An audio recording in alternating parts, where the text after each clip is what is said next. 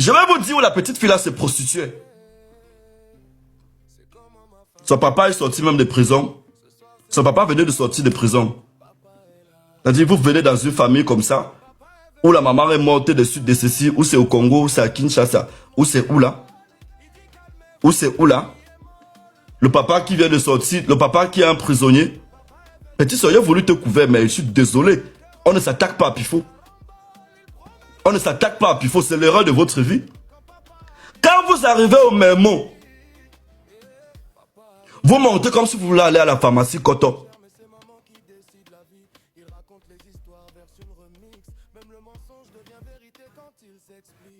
J'ai voulu te couvrir, te vendre, autant pour moi. Merci beaucoup pour le rectificatif. C'est les lives, ça arrive. J'ai voulu te couvrir. Mais ça n'a pas été le cas, j'ai vu que non. Tu veux t'attaquer à moi, tu veux entrer dans ça. Quand vous arrivez au même mot, après la pharmacie Koto, non, avant d'arriver à la pharmacie Koto, vous traversez le même mot. Avant d'arriver à la pharmacie Koto, il y a un snack là qu'on appelle le Kiss Lounge. Entre le Memo et le Kiss Lounge, il y a une rue des bordels qui descendent là. Avec les chambres de passe là. Il y a une rue des bordels qui descendent là, avec les chambres de passe là. Entre le Memo et le Kiss Lounge. Avec Manoueva, entre le Memo et Manoueva. Entre le Memo et Manoueva, il y a une entrée là. La petite fille là vivait là-bas. Elle baisait, elle payait la journée. Elle payait le logement 10 000 par jour. Elle recevait au moins 10 à 15 gars là-bas par jour. Bon, tu vois une fille qui vient d'une famille extrêmement pauvre. Ses copines savent. Quand tu vois une fille qui vient d'une famille extrêmement pauvre, elle avait l'argent pour payer les greffes, pour s'habiller, pour faire ceci. On vous dit une fille que c'est sa propre mère qui est décédée, qui l'a menée à la prostitution. C'est sa propre mère décédée de suite d'eux qui l'amène dans la prostitution.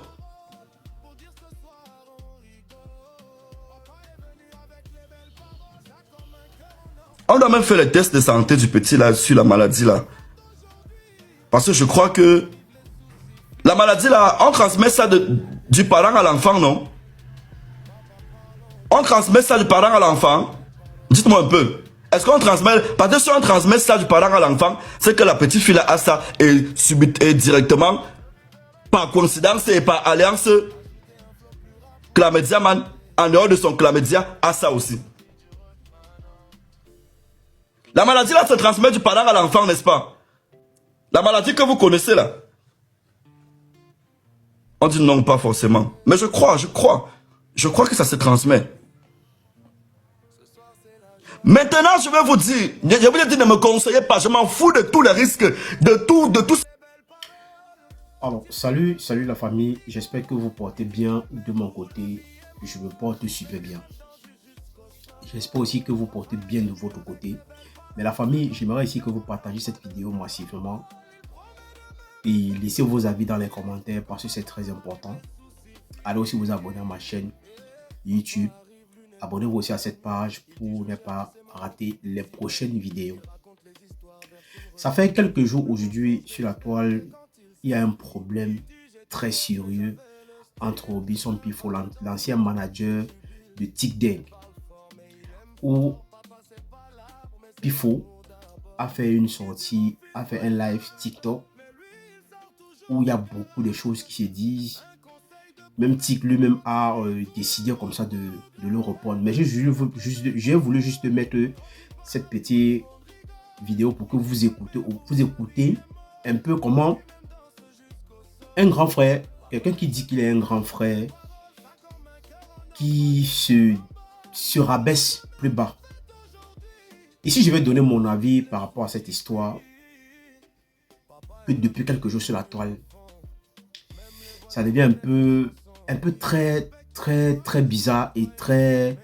Je sais pas comment je vais même peut-être aborder le sujet, mais je vais quand même prendre la peine de m'adresser à Pifo.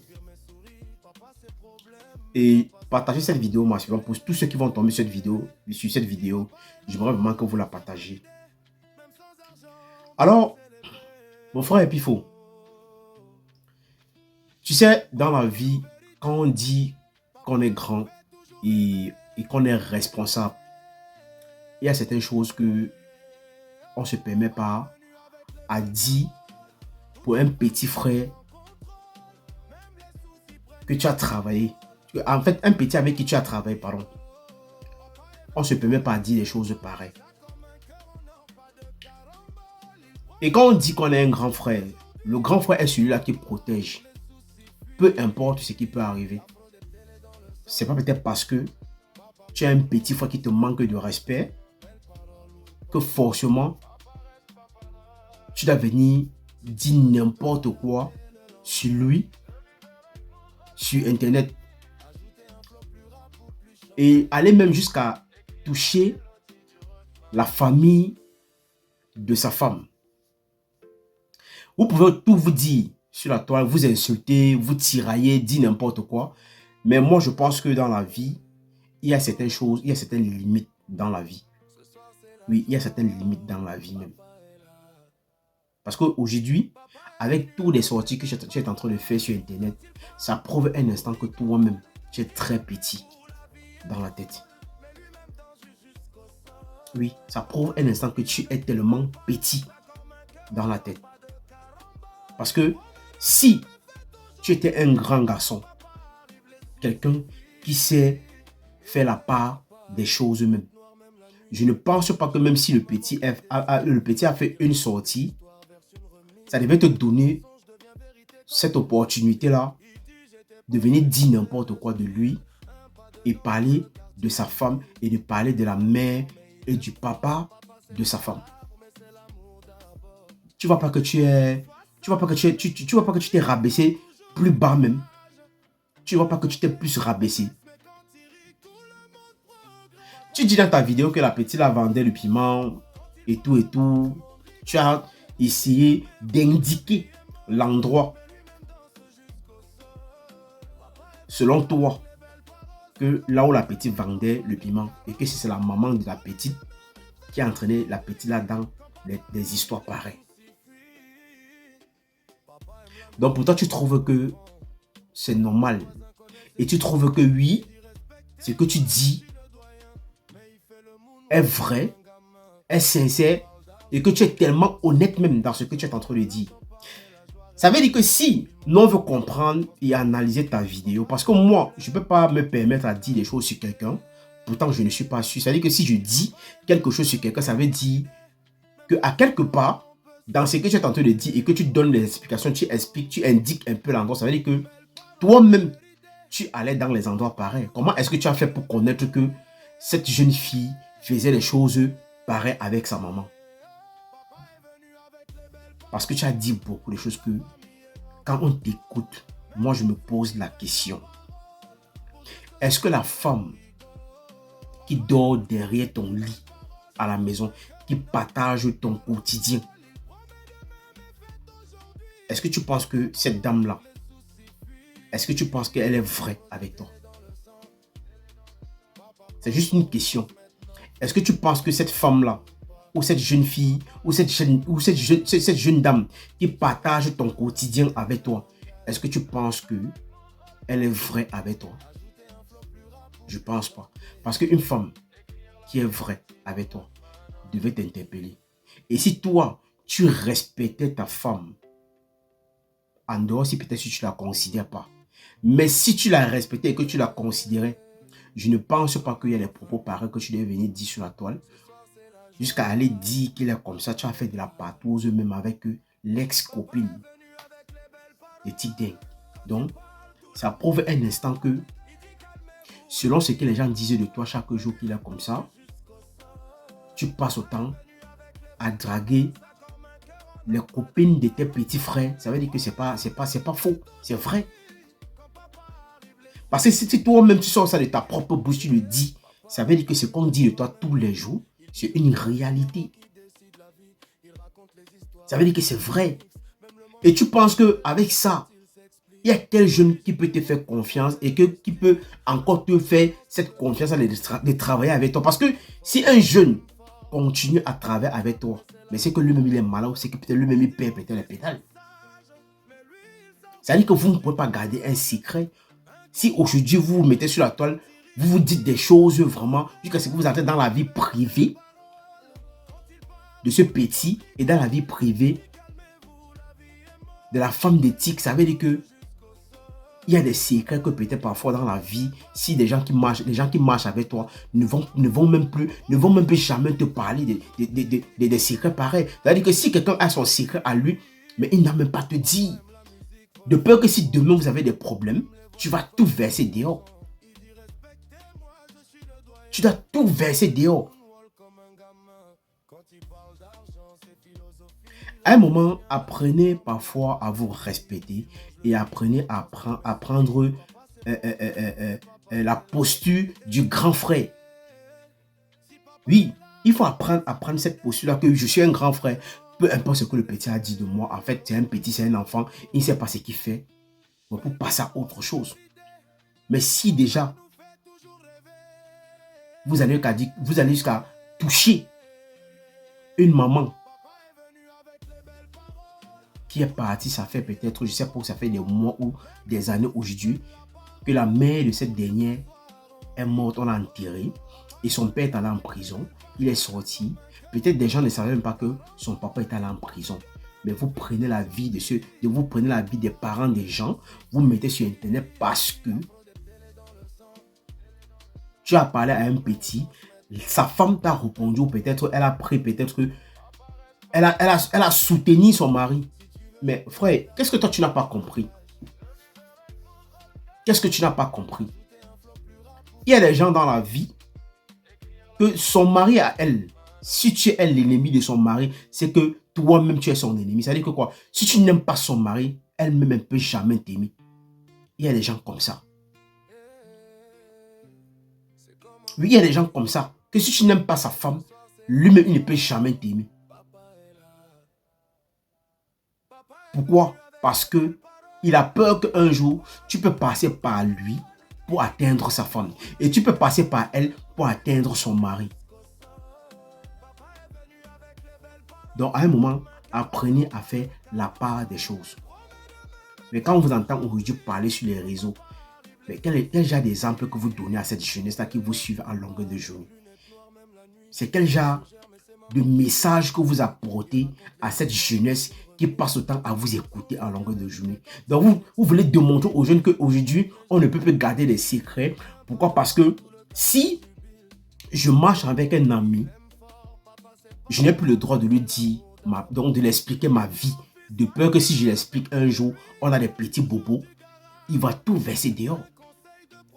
Donc, ça veut dire qu'aujourd'hui, la confiance ne doit plus exister entre ces créateurs de contenu ou peut-être parmi les amis ou parmi tous ces jeunes-là qui vous suivent en longueur de journée. Est-ce que vous vous rendez compte même du nombre d'abonnés que vous avez sur vos pages même? Vous vous rendez compte de ça? Est-ce que vous vous rendez compte de cette jeunesse qui vous suit en longueur de journée? Est-ce que vous vous rendez compte même de ce que vous êtes en train de faire aujourd'hui, où vous vous retrouvez dans une posture où vous avez des problèmes avec un petit, que vous-même vous dites que c'est vous qui avez créé ce petit, mais c'est vous qui êtes aujourd'hui en train de salir l'image de cet enfant, de dire n'importe quoi sur sa femme, de dire n'importe quoi même sur sa propre maman qu'il a mise au monde, et aller même jusqu'à aller toucher la maman de cette dernière qui est morte. Qu'est-ce que la maman là a pu faire pour qu'aujourd'hui vous insultez cette maman-là? Et même si la maman-là est morte d'une autre maladie, ou peut-être n'importe quel genre de maladie, est-ce que toi, tu as les preuves de ce que tu sors de ta bouche? J'ai remarqué que peut-être au Cameroun aujourd'hui, on vous donne une liberté de dire n'importe quoi sur les gens. Oui, j'ai remarqué ça que dans ce pays-là, vous avez tellement une liberté aujourd'hui où vous pouvez vous lever, dire n'importe quoi sur quelqu'un et on ne doit même pas vous inquiéter. Parce que c'était moi. Tu dis quelque chose comme ça concernant ma mère, tu dois me fournir des preuves. Ça, je te dis une vérité.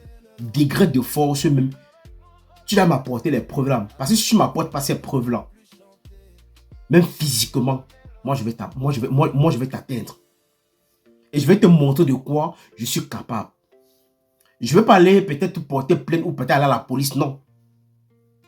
Même physiquement. Je vais te faire marcher comme je veux. Oui. Je dis même physiquement, je te fais marcher comme je veux. Et tu vas obéir. Parce qu'à un moment, c'est comme si on vous donne, vous avez trop le laisser aller, ou vous allez vous lever, dire n'importe quoi déjà. Mais toi, tu fais comme si peut-être toi, tu n'as jamais manqué de respect à quelqu'un. Ça fait pas quelque temps ici que tu as manqué de respect ici à l'artiste Belka Tobi. Mais tu prends les références que non, le petit tic a manqué de respect à Fingontra là. Mais pourtant, toi-même, qui es un petit frère, qui peut être même l'enfant de ce papa, qui est Belka Tobi, et tu l'as manqué de respect. Mais les gens t'ont donné raison. Les gens t'ont donné... Les gens sont sortis et t'ont donné raison que oui, tu avais raison de parler à ce papa. Mais aujourd'hui que le petit sort pour t'interpeller par rapport à ce que tu fais, que tu arrêtes de parler de lui, ou peut-être tellement qu'il est resté dans le silence, vous avez cru que non, il ne pouvait pas vous répondre. Aujourd'hui qu'il sort, il vous répond, ça devient que non, c'est un petit qui est orgueilleux. Mais pourtant, vous-même, vous êtes tellement orgueilleux même. Vous n'êtes même pas respectueux. Parce que si vous étiez même un peu respectueux même, rien que pour la maman de ce petit, il y a des choses que toi-même, tu ne dois pas venir dire. On ne sait pas si c'est vrai ou c'est faux, on ne connaît pas. On ne sait pas. Donc, dans ce pays, vous pouvez vous lever et dire n'importe quoi des gens. On vous regarde. Mais c'est pour ça qu'on dit parfois dans la vie que des problèmes parfois arrivent aux gens qui simplifient les problèmes, peut-être qui ne savent pas comment gérer des problèmes. Parce qu'un problème pareil, si c'était à ma place, c'était chez moi, ou c'était avec... Donc c'était un problème qui me concernait moi. Moi, je vais te dresser d'une autre façon. Oui, moi, je vais te dresser d'une autre façon. Et tu vas obéir et tu vas marcher comme je vais te demander. Parce qu'on vous a donné trop de temps dans ce pays de dire n'importe quoi aux gens. Juste parce que quand vous avez un peu des petites relations peut-être avec certaines personnes, vous pensez que non, vous pouvez dire n'importe quoi et on ne doit même pas vous inquiéter.